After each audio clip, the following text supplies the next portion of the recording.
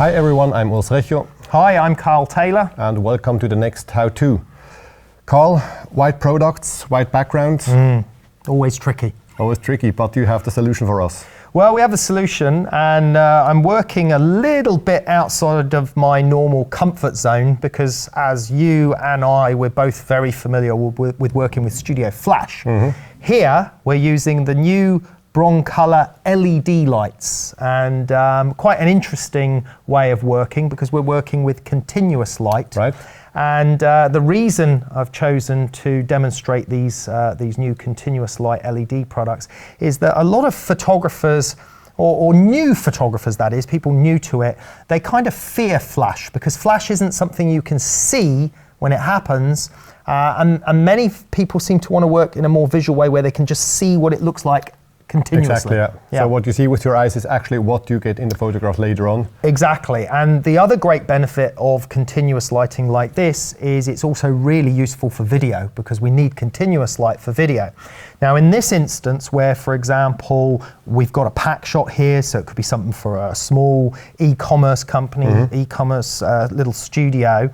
A lot of those type of e-commerce companies also want to do video 360s of their products. So as well as being able to take high quality pack shots, this could be on a white turntable and they could be doing a 360 spin on a piece of jewelry, on a cosmetic or whatever it is. Here we're just demonstrating it as a still life. But one of the fantastic things I really like about these broncolor LEDs is the variable color temperature. That is a big plus because many continuous lighting, as you know, used to be tungsten based. So we were dealing with sort of 3,200 Kelvin or warmer light, and you'd have to correct that color balance. Here, with these lights, we can set them from 2,800 all the way up to 6,800 Kelvin. Okay, so we can go really warm to really cold. Exactly. And 5,600, which we're using now, is actually the same color as daylight and flash. And just to mention one more aspect, you know, if you have something moving very fast and you want to make a high-speed video, this is possible as well because LED is flicker-free. Okay, yeah, that's right. Now, for this setup, I'm keeping it quite simple. I actually think I could have done this setup with two lights. This is the 60-100 softbox. Yes. And actually, this is a really nice size in the horizontal format for products this size because we can allow a little bit of backlighting around behind the product, but we still got plenty at the front. And it's obviously plenty high enough to cover the height of a product like this. And then some stuff in front of it? Some flags. I mean, but people might not be familiar with this if you're new to photography, but quite simply, we're shooting white on white products. And one of the problems you get with white on white, as you know, is that you'll lose the edges. So we've got a simple black velvet flag here, which is casting a shadow on this bottle, and it also sometimes picks up a little bit of the sort of the reflection of it sometimes, depending on the surface material.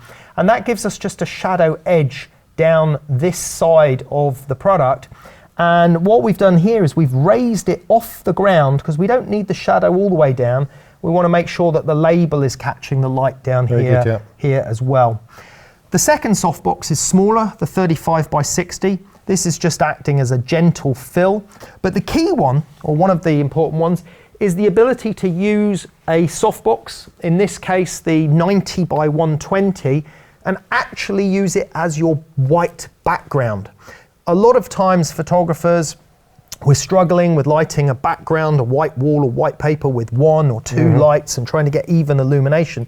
But one way of doing that is if your background area isn't too large for small products like this, is actually just use the whole softbox panel. Exactly, yeah. And the great thing with the broncolor softboxes is they're very homogeneous, even light spread, so we can get a really good, nice, pure white white background. I think from the understanding it's quite important that this is the largest softbox in the set, because like this we can put it far away. Yes, Even absolutely. if it's far away, it doesn't lose the brightness, but it has less effect on the object. Very good point, very good point. We're going back to the physics there in lighting. So as you said, the illumination when it's directly into the camera, it doesn't matter how far away this is, the luminosity value will be the same. I mean, there are minor little details for atmospheric conditions, but if the pure atmosphere in a vacuum, exactly, it'll be exactly the same. But what it would affect if it was closer is the light would then start to affect the product. But having it back at a distance, it's not affecting the product at all. Okay, I think what I'd like to do is to show our viewers one light at a time, starting with just the pure white background. So we'll turn these two lights off. It's going to get a little bit dark because obviously we can't use the video lights. This is one thing that's worth pointing out as well here, is that with the continuous light setting, obviously you're dealing with any light that is coming into your shot. So you do need to be working in a darkened studio or darkened area. Right, let's take our first shot. We're working with a Nikon 35mm full frame camera with a 105mm macro lens. And here we can see the background light coming in, giving us value of 255, which is pure white, and a nice clean pure white on the base. These two softboxes have a white surface front. They're reflecting light back onto the product. If we pulled those away now, it's completely black. It would be pretty much a silhouette. Let's add our first light on this side, our key light. And ready? I shoot. Yep, you shoot. And we have now just the lighting on that side. You could do this as a two light set, and I'm going to just introduce a mirror now to show how we can even economize a little bit more. I'm just going to go in here and hold this in position, and we'll see even a mirror around about here, you'll see how much extra light that brings in. There you go. So we've got a lot of extra light coming into here just with a mirror alone. And it's quite a nice contouring as well. I think personally, when I have to shoot a whole bunch of different products, I would prefer to have the softbox there, because if you have darker bottles, you know, you can very quickly adjust it. It works with the mirror perfectly on the white, but all of a sudden you have like a dark blue, and then of course you're much more flexible with an active softbox there. Absolutely. With a softbox there, you've got total control on how much light you want to put in. So you can go in from minimal amount of light, or you can dial it right up, and like you say, for darker objects, darker products. So we're just going to turn that back on, and let's take another one there, please, Urs. Done.